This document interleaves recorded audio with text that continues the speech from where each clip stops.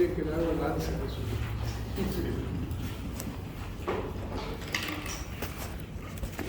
Entonces vamos a hablar de cianorrea, digeusia, ageusia, serotomía, anosmia, caconia, hiposmia, difagia o dinofagia, pirosis, reflujos, dispepsias, náuseas, vómitos y arcadas. Pero los vómitos no vamos a hablar hoy día, vamos a dejarlo para la próxima semana. O si me da el tiempo se lo vuelvo.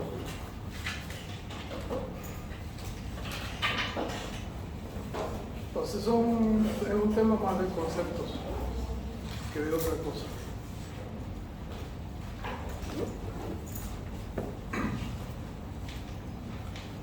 En la boca ustedes tienen piezas dentarias, tienen lengua, tienen mucosa, tienen glándulas salivales y mucosas, tienen alveolos dentarios.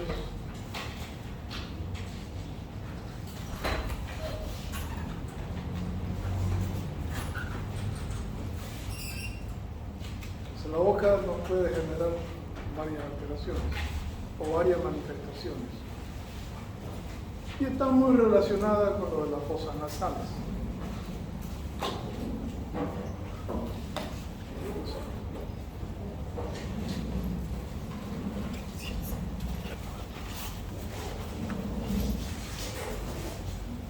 Igual en las fosas nasales tienen mucosa, tienen senos nasales, paranasales, frontales.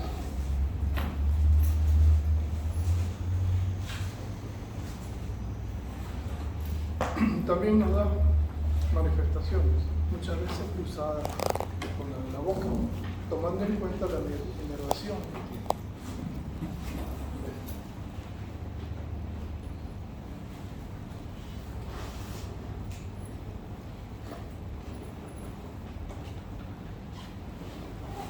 Por ejemplo, la rinitis es el proceso que genera efecto de aumento en la permeabilidad vascular en las fosas nasales y que produce flujo, secreción acuosa cristalina por lo general, a no ser que esté asociado a un proceso infeccioso, bacteriano, de senos nasales, paranasales, o presencia de pólipos en ese territorio. Generalmente las rinitis son de tipo alérgico a diferentes alérgenos que provocan una reacción antígeno-anticuerpo y producen aumento de la permeabilidad local o liberación de histamina. E independientemente, les estimula las terminaciones nerviosas e induce el efecto del estornudo. Pero si hay un proceso bacteriano, va a generar necrosis. Y esas secreciones se vuelven mucopurulentas. La rinitis por lo general no da fiebre. A veces generan febrículas. Pero las de tipo bacteriano sí producen fiebre y dolor de cabeza, bastante intenso. Peor si son frontales o paranasales.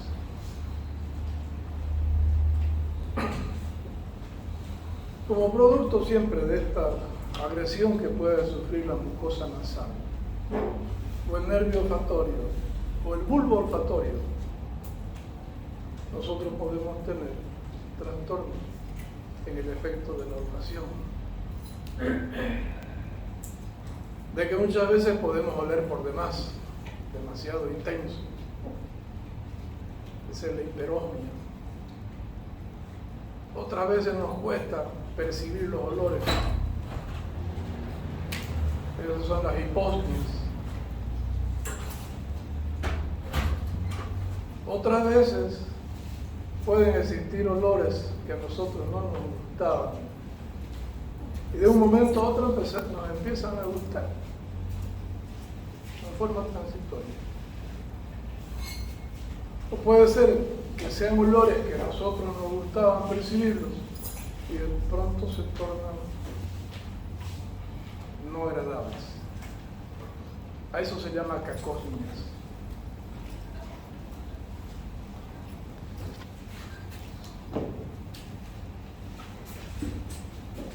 Sobre todo, las mujeres son las que perciben ese problema, o las que sufren ese problema.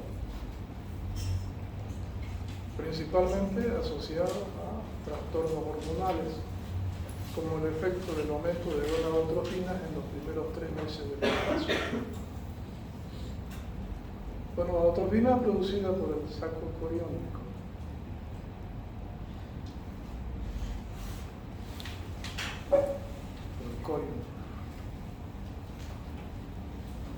Que así como induce aumento en la producción de gonadotrofinas, también induce la producción de progesterona. Esas gonadotrofinas generan hiperexcitabilidad nerviosa de tipo parasimpática. Independientemente pueden originar un daño en la función hepática o una alteración en la función hepática y producen trastornos en el metabolismo proteico.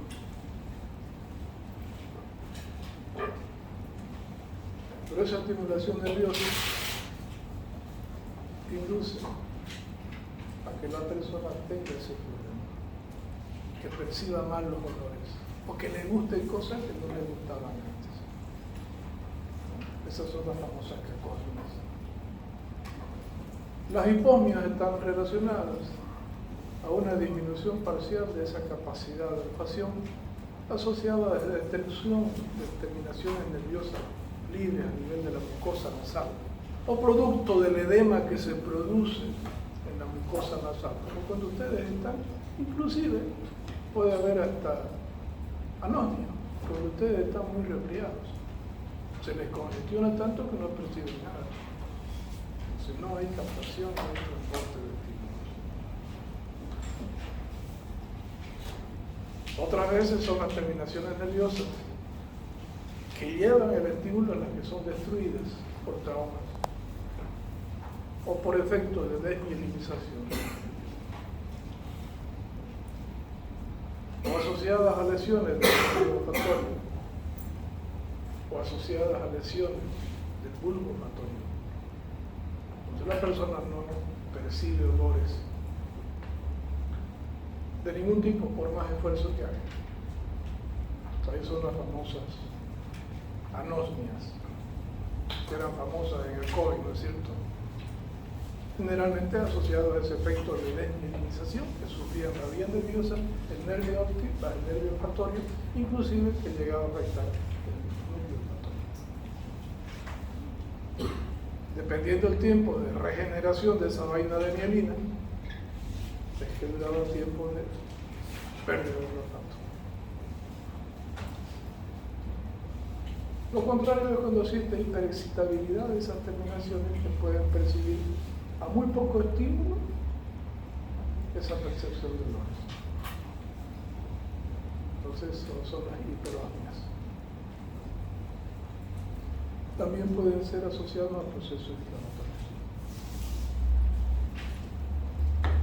Y también estos problemas olfatorios nos pueden inducir a presentar náuseas, vómitos o arcadas, ¿no? Porque ese olor que no nos gusta, debido a ese efecto de estimulación parasimpática que nos genera retroperistaltismo. Asociado a la afección del centro del vómito que está cerquita, ahí vecino, al centro olfatorio. En la boca tienen las glándulas salivares principalmente, las parótidas y las submaxilares. cierto? Bueno, en unas ocasiones esas glándulas pueden generar hiperfunción y producen un exceso de saliva de forma abundante. Saliva que muchas veces no se puede contener en la boca. Se les escapa. Puede ser por ese producto de esa hiperfunción glandular. Puede ser por quemaduras de la mucosa bucal que genera permeabilidad o inflamación intensa que genera permeabilidad y excitabilidad nerviosa que induce a contracción o a mayor acción de los bacilos de las glándulas salivares. Otras veces es porque se inflaman los alveolos dentarios asociadas a lesiones de las encías. Se produce un aumento en la producción de agua.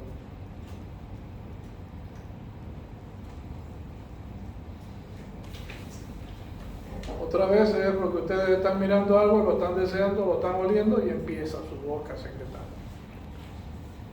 ¿Ya? Pero por supuesto que eso es transitorio, los otros son continuos.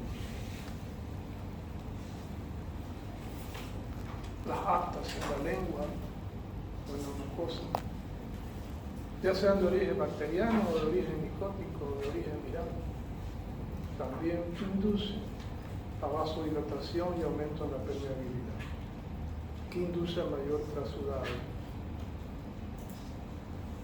La dentición en los niños, la erupción de esa encía, de manera que los niños anden con la baba escurriendo todo el tiempo, ¿no es cierto?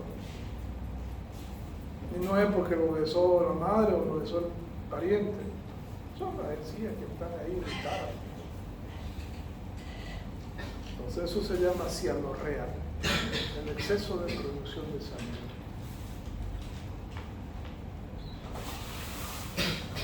Lo contrario son las serostomías. Pero también las cianorreas pueden generarse, como decía, por excitabilidad simpática. La excitabilidad simpática induce a contracción de las glándulas y expresión de las glándulas salivares. Dice que nosotros estemos eliminando mayor cantidad de saliva. O el efecto parasimpático nos induce a una congestión vascular de esas glándulas, no solamente en la boca, no solamente en los pulmones, y produce que los ácidos produzcan mayor cantidad de sangre. Así tenemos las cianorreas. Lo contrario es la serostomía.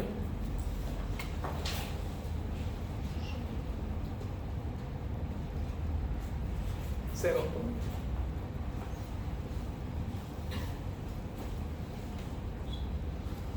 Eso significaría que no hay glándulas, ¿no es cierto? O que le sacaron las glándulas salivales a uno. Es un término medio mal explicado. En realidad debería ser otra cosa. Entonces la serostomía es la falta de producción de saliva de aquellas personas que tienen la boca seca. Y al tener la boca seca a uno le cuesta emitir palabras, le cuesta deglutir.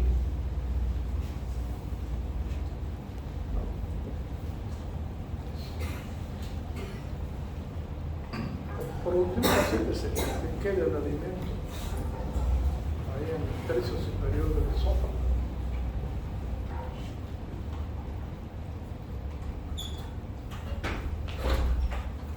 La principal causa es la deshidratación, la falta de perfusión de esas glándulas, de esos ácidos,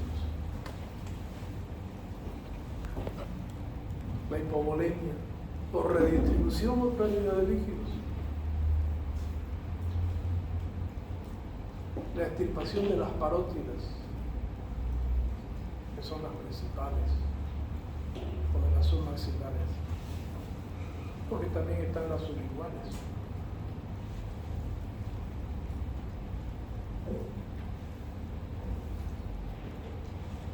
La atrofia glandular, de tipo genética o la enfermedad fibroquística.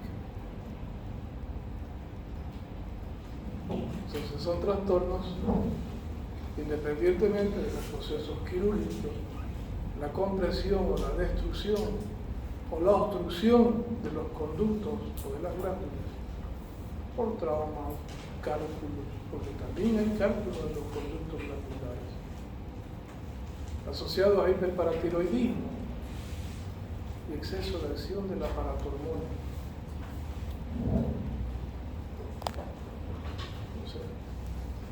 No hay salida de saliva hacia la boca, no hay producción.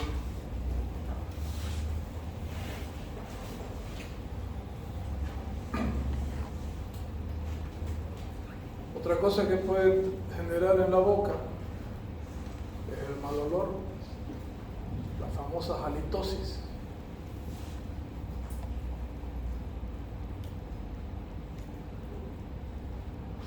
Aunque no siempre la halitosis va a ser producto de alteraciones en la boca. También puede ser de origen nasal, puede ser de origen esofágico, gástrico, intestinal, pancreático, hepática, renal, pulmonar, como ya hemos dicho.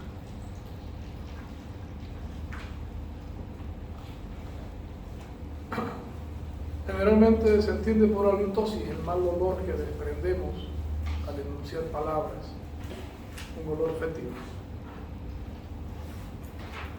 apodrido. Y eso se produce por necrosis generalmente. Puede ser de mucosas, de glándulas, de piezas dentarias, de residuos de alimentos.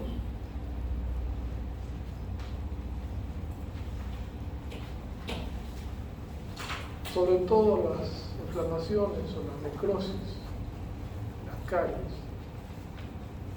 inducen a proliferación bacteriana e inducen a producir óxido nítrico. Y esa es la responsable de generar la halitosis en la boca.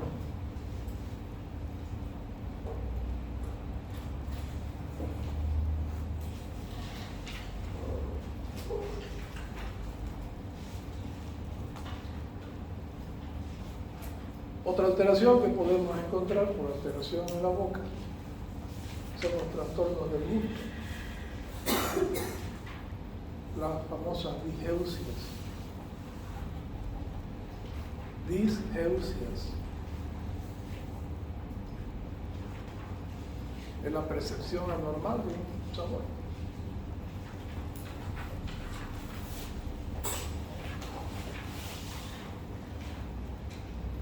Algo que podría haber sido agradable al gusto, después lo sienten desagradable. O algo que era desagradable, en un momento lo sienten agradable. Puede estar asociado a ese efecto hormonal de las hormonas y la estimulación nerviosa. ¿Simpático o parasimpático?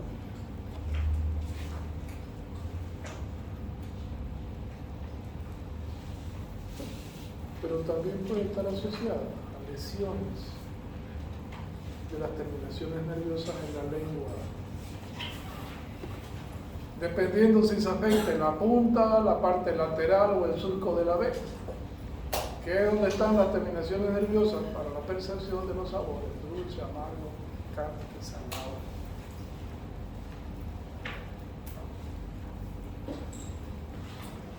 ¿Está claro? Entonces no será lo mismo que si se lesiona la parte de la punta de la lengua, a que si se lesiona la parte lateral o el surco de la B que tiene.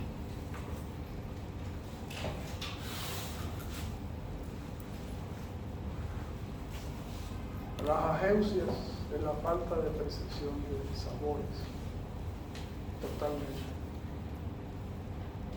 Asociado a la destrucción, inflamación de esas terminaciones nerviosas gustativas o alteración del centro del gusto. La hipogeusia es la disminución de las mismas. asociado a pérdida de la sensibilidad gustativa. Y por supuesto, ahí también entra la hipergeusia, que es el exceso de percepción, la capacidad de apenas tocarlo un poquito uno y exagerar la nota, ¿no? Debido a hiperexcitabilidad nerviosa también. Generalmente los problemas más frecuentes que generan este tipo de problemas, aparte de los hormonales, están los inflamatorios, y entre los inflamatorios está el COVID, el famoso COVID. Hay que muchas veces, cuando ustedes tuvieron COVID, perdían el gusto y perdían capacidad de adaptación.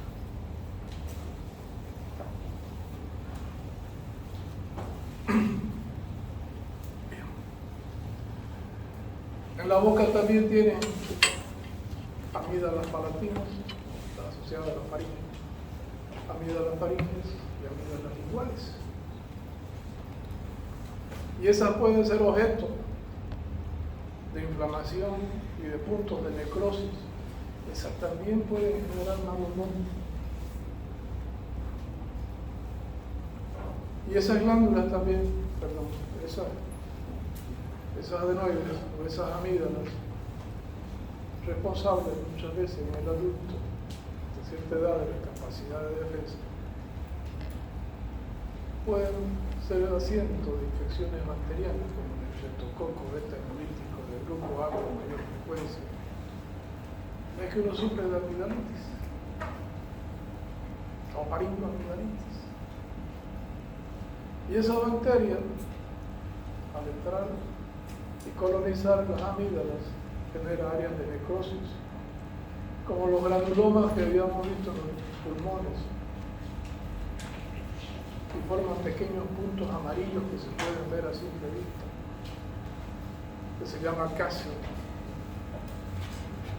Y ese calcio muchas veces puede ser expulsado porque esas vesículas llenas de material denso como leche condensada, se rompen, se vacían por el esfuerzo que uno hace.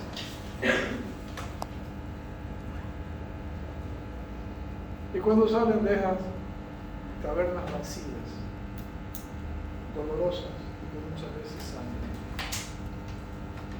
Con las amígdalas inflamadas, al intentar pasar los alimentos, provocan disfagia superior, dolor,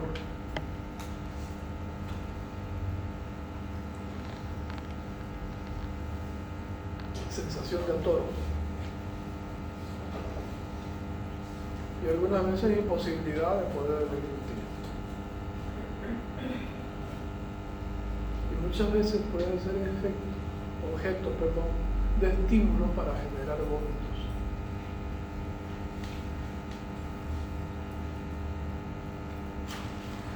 Por efecto de prostaglandina y estimulación parasimpática.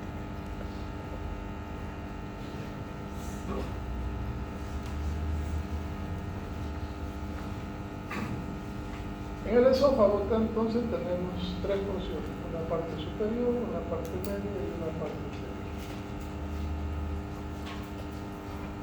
Entonces, las disfagias son una manifestación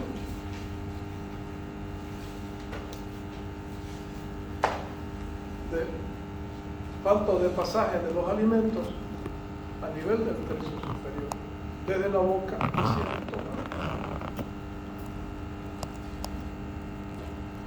Ese mismo efecto también puede ser en la parte media o puede ser en la parte inferior.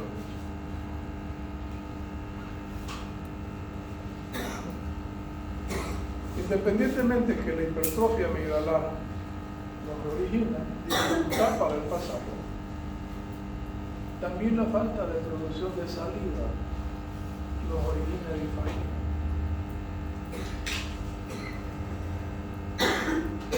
Saliva demasiado densa, demasiado viscosa, dificulta la formación del bolo alimenticio y la debida modificación para su desplazamiento.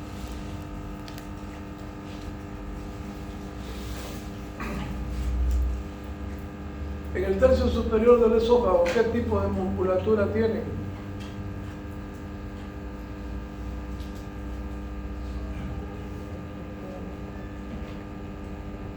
¿Ah?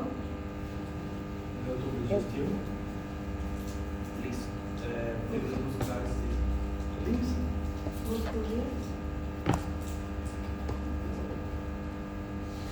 Tercio inferior. Tercio inferior es liso. Acá es estriado. Por lo tanto es voluntario. Este otro es involuntario.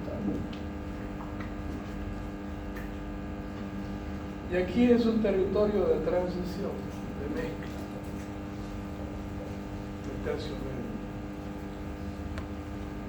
Por lo tanto, trastornos que les afecten la motricidad muscular voluntaria nos van a impedir que nosotros podamos deglutir y pasar los alimentos, como las lesiones cerebrales, las isquemias, la hemorragia, los tumores, sobre todo que compriman el área motora o que lesionen el área motora.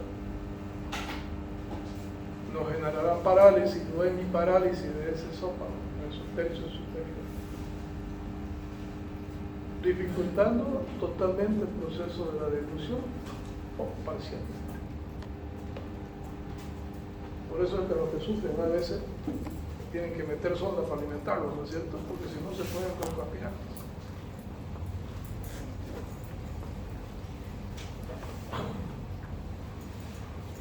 Otra cosa que genera atrofia de la musculatura superior son las anemias crónicas.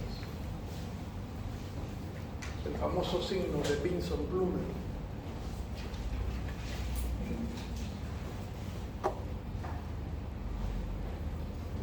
Que es producto por efecto del cortisol que genera proteólisis y lipólisis.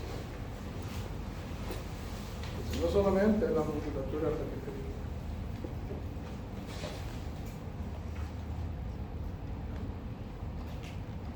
Otra cosa que tienen acá son las tiroides. Y la tiroides, su hipertrofia, puede obstruir el pasaje de la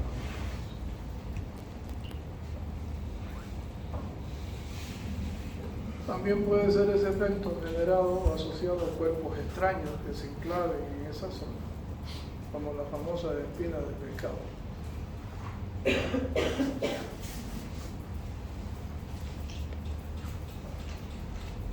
En la parte media nos va a generar disfagia, un disincronismo entre la contracción muscular lisa y estriada.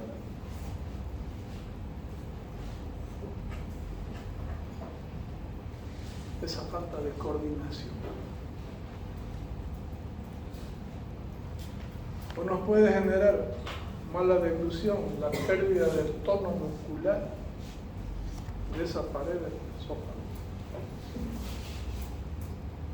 asociada a desmielinización o asociado a efectos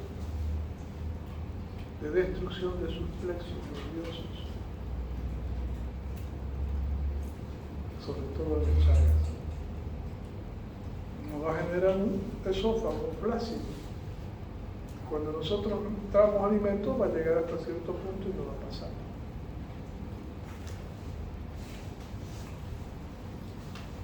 ¿Está con sueño? Un poco.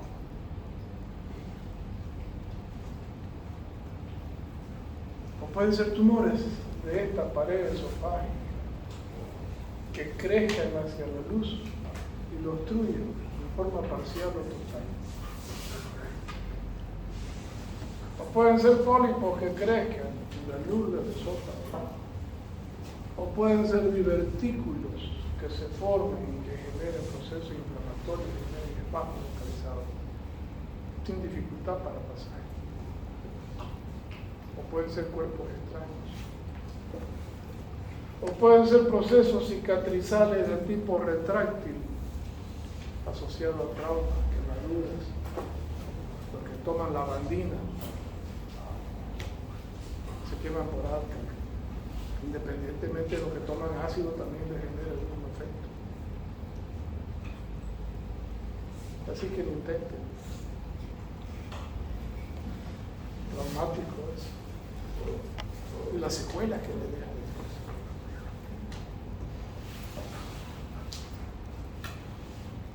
los procesos inflamatorios que generan edema de la zona, dificultan el pasaje.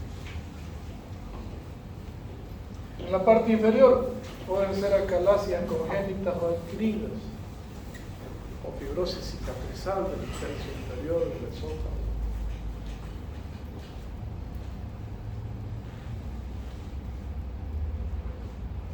Hipertrofia de cálidas, tumores mediastinales, ganglios pulmonares, hipertrofia de aurícula izquierda, que compriman ese zona, varices esofágicas, demasiado prominentes, que dificultan el pasaje. Entonces, todos esos elementos no van a originar bifagia, superior, media o inferior.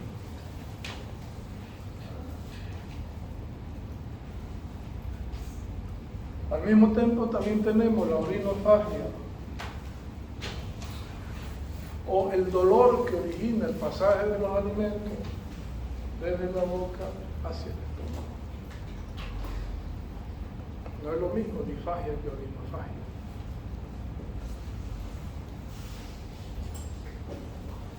Todo proceso que genere espasmo, dolor, contracción, sobredistensión de ese esófago,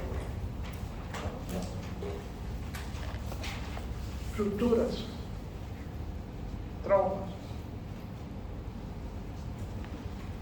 cambio de pH, muchas veces que dicen orinofagia, pero no es.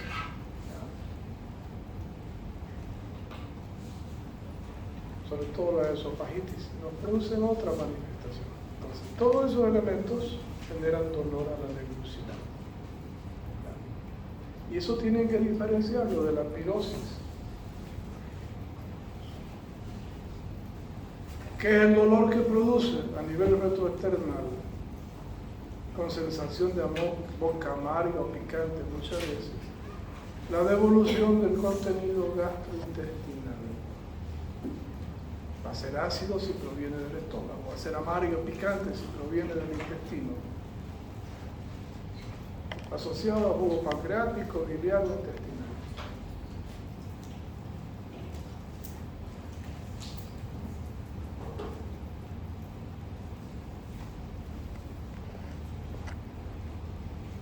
Entonces, en este caso, el efecto es ascendente. La acidez que sentimos muchas veces. Eso que siente amargo y lo picante ahí, eso es pirosis. Eso está asociado a incompetencia de cardias.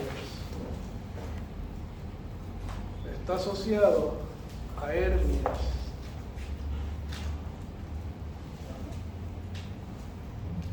Está asociado a aumento de presión o sobredistensión gástrica, que genere retropulsión y devolución de ese contenido ácido, que cambie el pH, irrita. Está asociado a estenosis pilórica,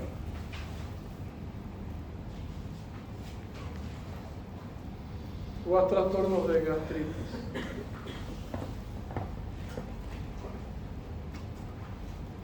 Pero también puede ser producto de devolución del contenido desde el ángulo de Trace hacia el estómago.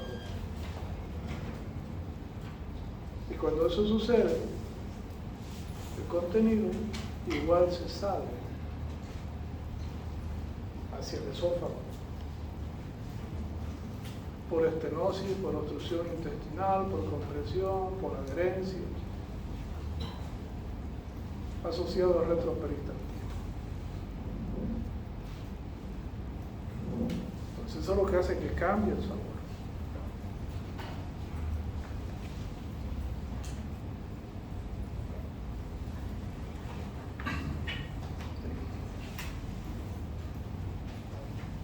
La presencia de dilatación o retención de alimentos en el esófago Permite que los alimentos se queden en el esófago, asociados no a procesos tumorales o divertículos. Y que esos alimentos se maceren, que fermenten y que faciliten la multiplicación bacteriana. Y esa multiplicación bacteriana produce gases. Y esos gases van a salir obligatoriamente por la boca.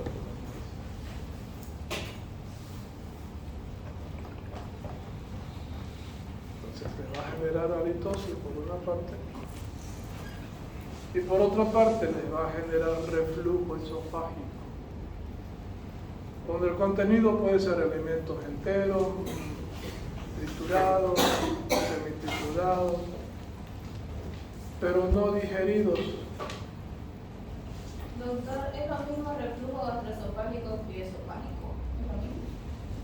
Estoy hablando de esofágico. Pero estoy preguntando si es lo mismo. Cuando usted me dice gastroesofágico, significa que este señor está afectado también. ¿Ya? Y si le está refluyendo ácido clorhídrico, ya no va a ser el sabor neutro o el sabor del alimento que usted ingirió, sino va a tener un sabor ácido, ¿ya? Por el cambio de pH y quizás asociado a pirosis. Eso está asociado a estenosis pilórica, a hipoperistaltismo, a atonía gástrica, incompetencia de cardias,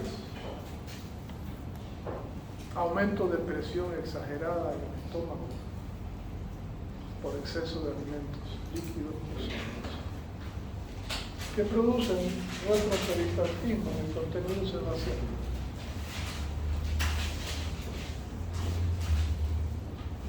Si los problemas estuvieran en el intestino desde el ángulo de Tracy o asociados a efectos pancreáticos y biliares, no va a generar un proceso inflamatorio, un retroperistaltismo, y todo este elemento se nos va a venir hacia el estómago y después hacia el esófago. Entonces estamos hablando de reflujo gastrointestinal, porque no sabemos exactamente, mientras no le hagamos una endoscopía a ese paciente para ver de dónde es lo que viene el contenido. Cuando sepamos de dónde proviene, entonces vamos a decir si es intestinal o es gástrico, ¿verdad? Pero si el producto que estamos eliminando no tiene sabor más que a lo que ustedes acaban de ingerir, ya sea como olor o no, entonces viene de acá, del esófago. La fermentación a este nivel también nos produce formación de gases, les dije, y eso nos produce flatulencia esofágica.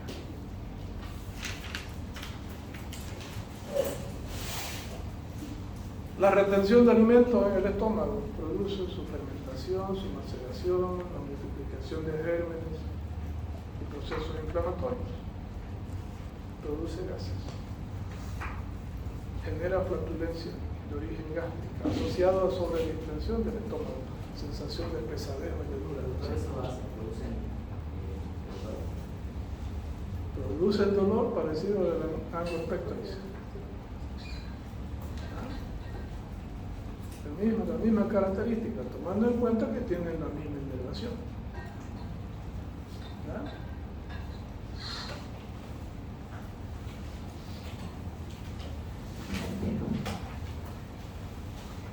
Por favor, deje su teléfono.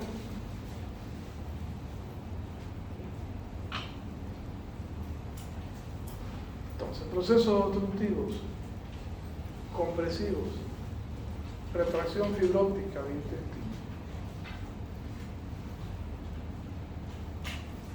mala función pancreática o biliar, pueden generar este efecto de retroperistaltismo. asociado no a procesos inflamatorios. Y genera distensión, con la distensión y formación de gases. Es que aparecen los famosos eructos, ¿no? Son flatulencias. Y esa sensación de distensión gástrica o intestinal, esa sensación de pesadez que ustedes tienen después de comer y que les dura varias horas, que les dura la llenura, dicen, ¿no? Con eliminación de gases y timpanismo abdominal y quizás con cólicos, se denominan distensias. Y como les decía, esa distensia puede ser esofágica, gástrica o intestinales. Ni hagan vista porque voy a llamar a vista. Voy a llamar a vista. Disculpen, no les avisé a tiempo.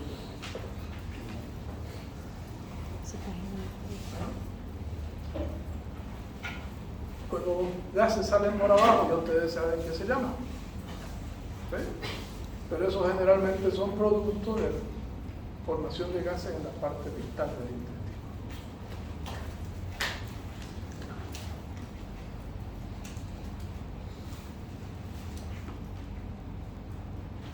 También podemos encontrar náuseas, vómitos y arcadas. Son tres cosas distintas que parecen ser lo mismo, pero no son, y que son estimulados por los mismos efectos nerviosos, químicos, inflamatorios, mecánicos, obstructivos.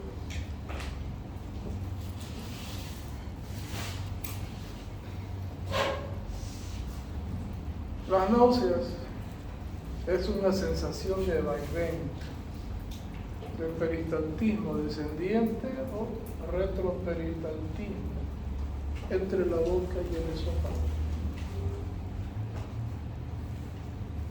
Esas cosas que sienten que se les sube y que se les baja. Y que sudan frío, se ponen taquicárdicos, se ponen hiperventilantes. Y que sudan. Les duele la cabeza. Se les baja la presión. ¿Sí? Ese efecto de palpitación, de taquicardia, de hiperventilación, de sudoración fría, pegajosa, es producto de la vasoconstricción periférica que produce el efecto simpático.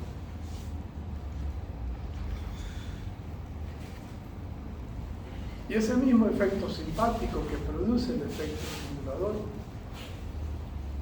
genera aumento en la producción de mucus y saliva.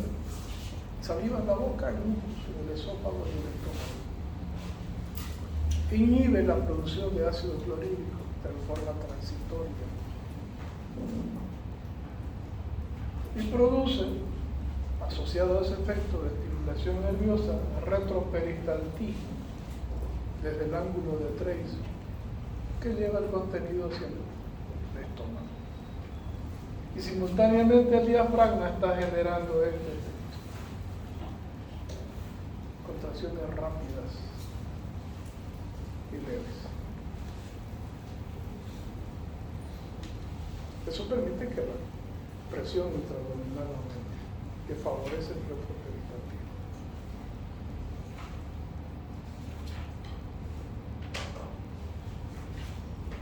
Entonces esas son las náuseas. Y el efecto parasimpático genera permeabilidad vascular, por eso es que suda frío, asociado a este efecto de retroperistaltismo y de retropulsiones esofágicas. ¿No?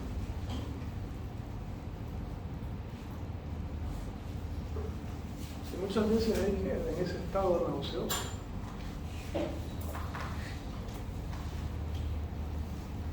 Otras veces la persona de un momento a otro realiza una inspiración rica y profunda, con aumento de presión intratorácica, reflujo de sangre venosa hacia la periferia, disminución de la eyección ventricular. Eso produce cianosis facial, mala irrigación cerebral y produce dolores de cabeza. Y simultáneamente se produce un ruido expiratorio brusco con expulsión de aire que proviene del estómago. Se relaja el cardias, se abre la glotis, y se eleva el velo del paladar, y todo este contenido que está en el estómago sale por la boca. A eso es lo que ustedes llaman vómito, independientemente si es un vómito mucoso, bilioso, sanguíneo, un alimento sólido o líquido.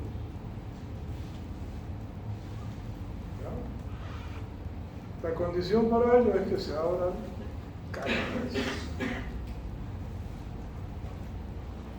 y que se eleve el velo del paladar, porque si no se eleva el velo del paladar, los alimentos se le vienen hacia los pulmones y les produce broncoaspiración o neumonía.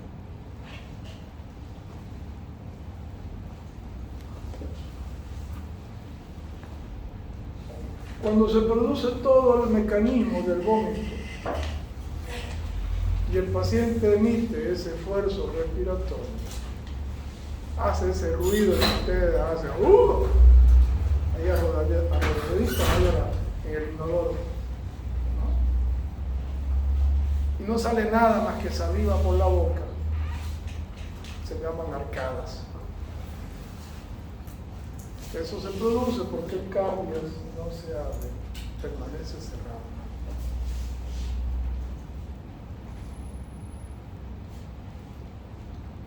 ¿Está claro?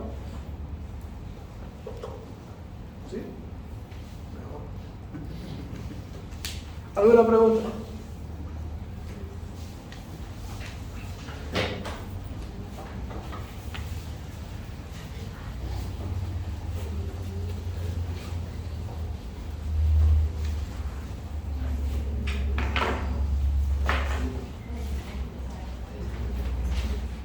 No se han aburrido, ¿no?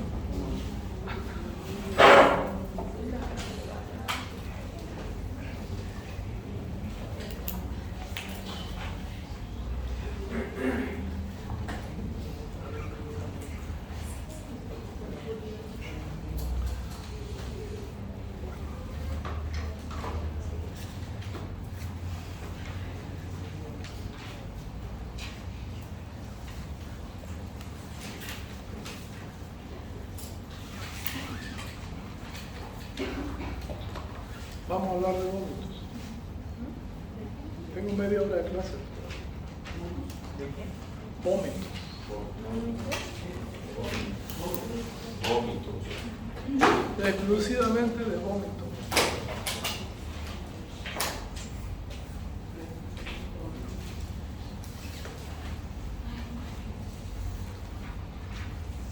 Bueno, ya saben la definición de vómito. Es la expulsión brusca del contenido gastrointestinal desde el ángulo de tríceps hacia el exterior, después de una expiración brusca y ruidosa. Respiración brusca. Expiración brusca y ruidosa.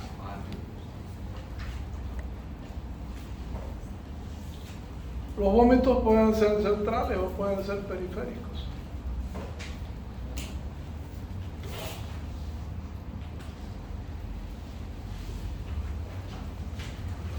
Cuando hablamos de vómitos centrales, generalmente vamos a pensar que el problema está en el cerebro, como así lo dice su nombre, centrales.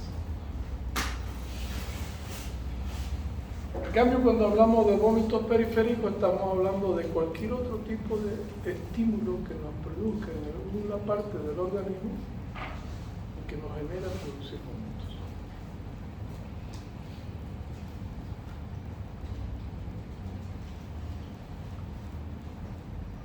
Los vómitos centrales pueden ser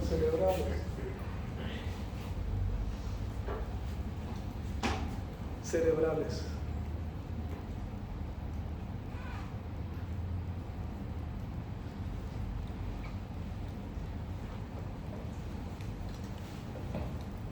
Eso significa que el estímulo está en el cerebro.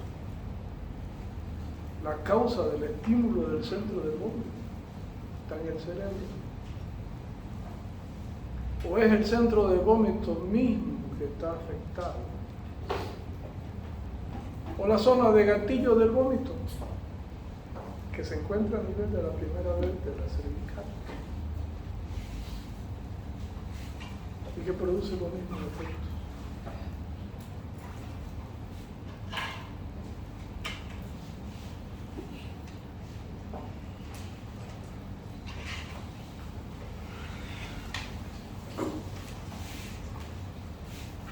Eso significa que ahí puede haber un tumor, una hemorragia, una isquemia, un proceso inflamatorio.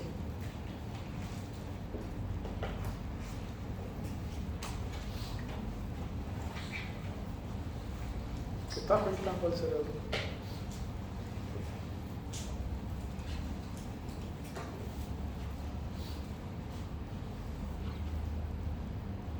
También tenemos los vómitos mecánicos.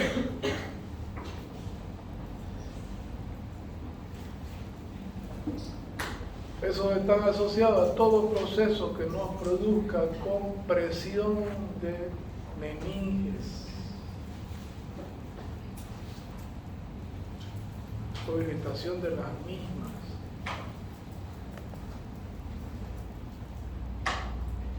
Tumores, quistes, traumas.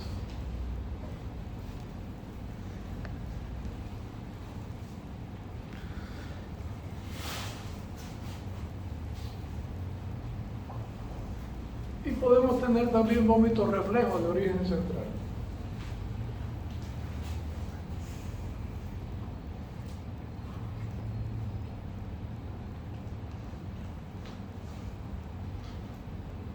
Los vómitos reflejos de tipo central están asociados a problemas de hiperexcitabilidad de la vía nerviosa periférica y que terminan generando esa excitación crónica del centro del vómito por sobreestímulo. No se lo acostumbran, en otras palabras, ¿ya? Ese efecto de estímulo continuo induce a ese efecto de hiperexcitabilidad, inducido por efectos periféricos.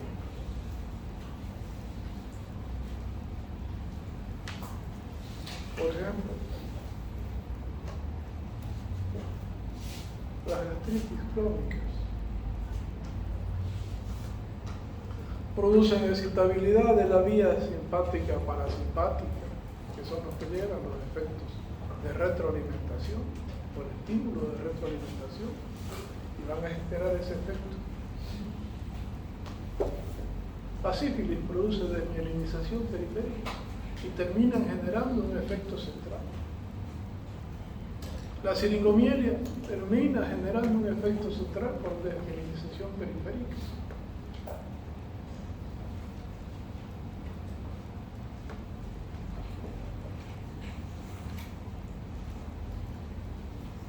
Y hay los vómitos humorales.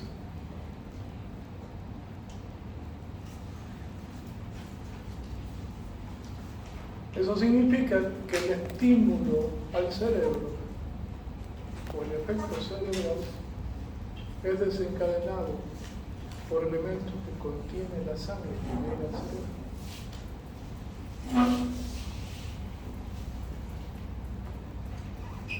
que producen daño. Por ejemplo, las hipoxias o la hipoxemia. En otras palabras, la hipoxemia va a originar hiperexcitabilidad nerviosa.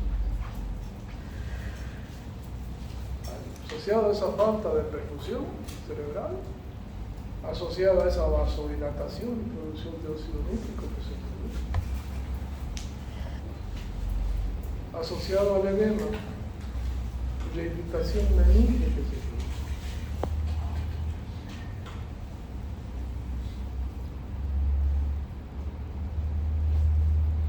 Los diabéticos descompensados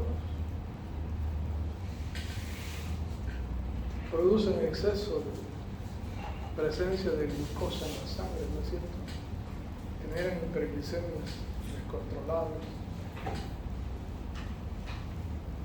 Y esa hiperosmolaridad cerebral daña, provoca irritabilidad de neuronas y también lleva a isquemia y necrosis a nivel cerebral producto de esa hiperosmolaridad.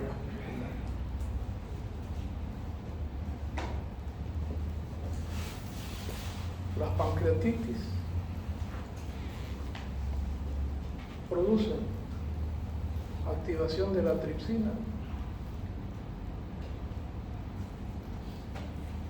Y la tripsina es una enzima altamente proteolítica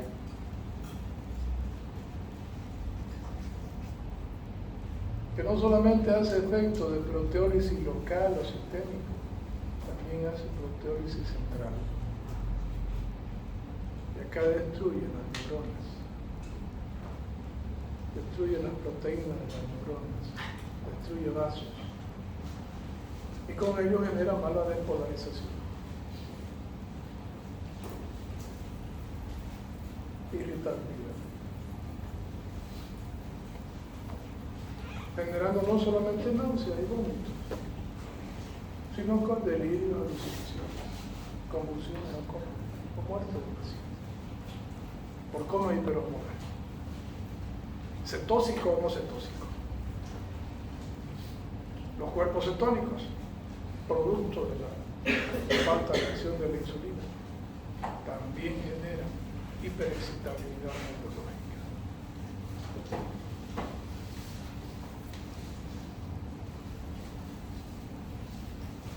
Algo parecido hace la etionina, que se produce en el hígado de forma anormal, que nos induce a producir coma, previamente náuseas y vómitos. O el exceso de amoníaco inducido por la falla hepática o la falta de eliminación renal.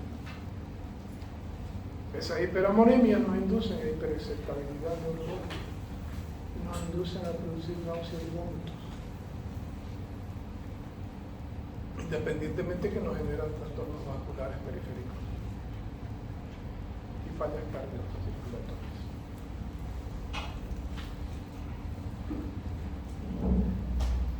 Ahí los voy a dejar hoy día.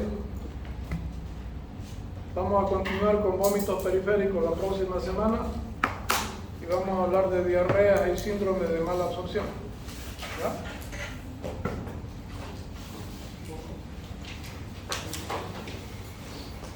¿Diarrea y más? Y síndrome de mala absorción. Los dos son cuadros de diarrea. La diferencia está que muchas veces las diarreas son agudas y las crónicas nos llevan a ese síndrome de mala absorción. ¿Alguna pregunta, jóvenes?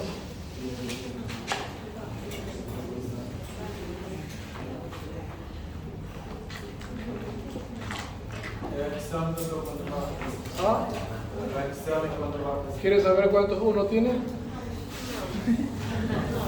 No, al final voy a tomarle lista primero y después le voy a dar su nota.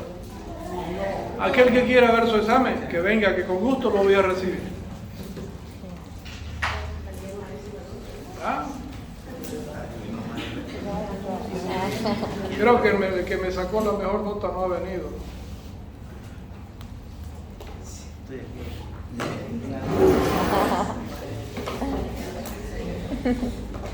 Préstame su lapicero.